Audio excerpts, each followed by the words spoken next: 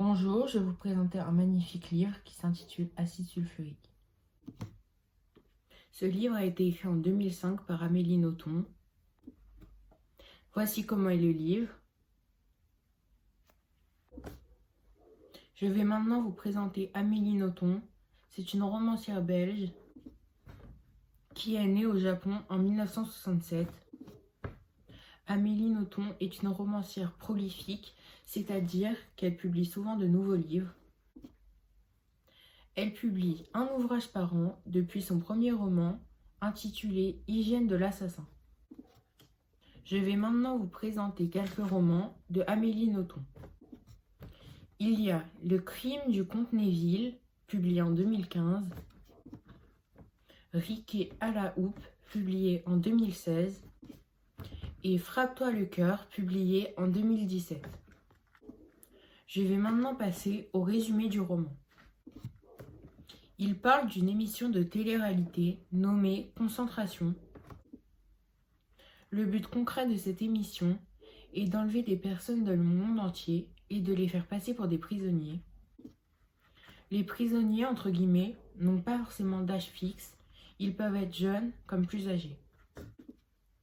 Le personnage principal de cette histoire est Panonique, plus précisément appelé CKZ 114.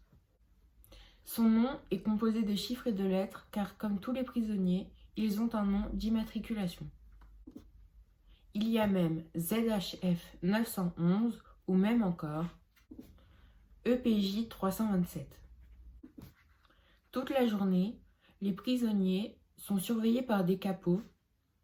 Capot est une sorte d'adjectif pour dire surveillant. Une des capots, Zedna, est totalement intriguée par l'histoire de CKZ 114. C'est pour cela qu'elle va vouloir plus apprendre à la connaître. Zedna est prête à tout, même à mentir à ses propres collègues, les capots, afin de plus savoir sur CKZ 114. Panonique, alias CKZ 114, accepte de donner des informations à Zedna en échange que ce soit elle qui lui fasse ses soins. Un des autres prisonniers, par son nom d'immatriculation, EPJ 327, voit Panonique comme Romain Gary, car Romain Gary avait inventé une dame imaginaire afin de remonter le moral aux autres prisonniers. CKZ 114 est pour les autres prisonniers une véritable héroïne. Elle veut donner de la joie à tous les autres prisonniers, mais comme toute personne humaine, il y a des personnes qu'elle n'apprécie pas. Par exemple, il y a ZHF 911, qui est une femme âgée et aigrie, voire plutôt méchante, qui sait attiser la foudre de ses autres camarades prisonniers en citant une mauvaise phrase sur les nouveau-nés. La vieille femme restait donc seule, sans amis. Panonique ne souhaitait plus être l'héroïne de la prison, en partie à cause de ZHF 911, car il était impossible pour elle de commencer à l'apprécier.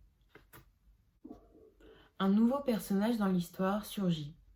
C'est un adolescent de 12 ans nommé PFX 150.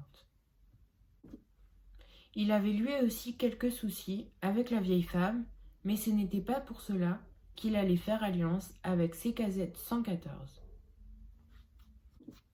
Panonique, curieuse, veut mieux apprendre à connaître le jeune homme.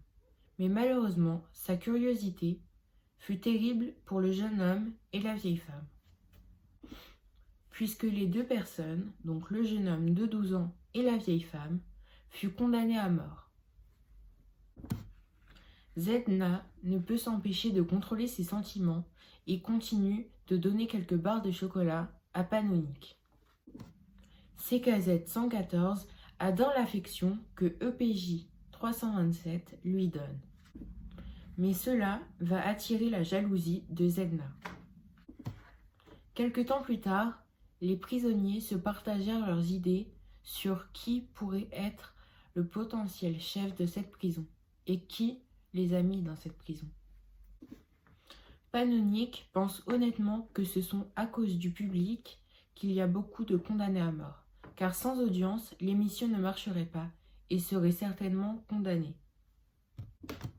Zedna est totalement d'accord sur l'idée de Panonique. Elle profite de cette discussion afin de lui dire pourquoi elle est devenue capot. Elle répondit que pour elle, ce fut juste une façon de se sentir utile à la société. L'audience continue de stagner. Elle n'est pas haute, mais elle n'est pas basse. Pour cela, les créateurs de cette émission de télé-réalité ont décidé d'inclure une règle afin de faire augmenter les audiences de cette télé. La règle est de donner les choix au public pour les condamner à mort. Ce sont donc le public qui va choisir qui va mourir. L'inquiétude de Zedna est très forte, puisque de plus en plus de membres du camp sont morts et ne veut pas que cela arrive à Panonique. Zedna décide alors d'inventer un stratagème afin de faire sortir Panonique de cette véritable prison, ou plutôt de cette véritable enfer. L'émission et son audience augmentaient de jour en jour, car un grand événement attendait toute la population qui regardait cette télé-réalité. C'était la condamnation à mort de CKZ 114. Panonique était sur le point de se faire tuer, quand tout à coup, Zedna se mit à arriver, cocktail Molotov à la main. Elle demande d'arrêter l'émission et demande un traité au ministre afin que plus jamais il y ait ce genre d'émission sur nos écrans. Le contrat fut aussitôt rédigé.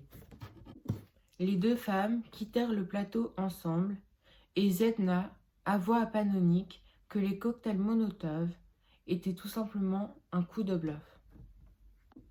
Quelque temps plus tard, CKZ 114 retourna à l'endroit où elle avait été kidnappée. C'est d'ailleurs à ce moment-là qu'elle aperçut, au loin, EPJ 327. À la fin du roman, nous voyons Panonique révéler à EPJ 327 qu'elle s'est mise à jouer un instrument qui est le violoncelle, car pour elle, c'est l'instrument qui ressemble le plus à la voix humaine. Ce fut la fin de ce résumé. Maintenant, je vais vous donner mon point de vue sur ce roman, si je l'ai aimé ou non. J'ai vraiment apprécié ce roman, car il y avait énormément de rebondissements.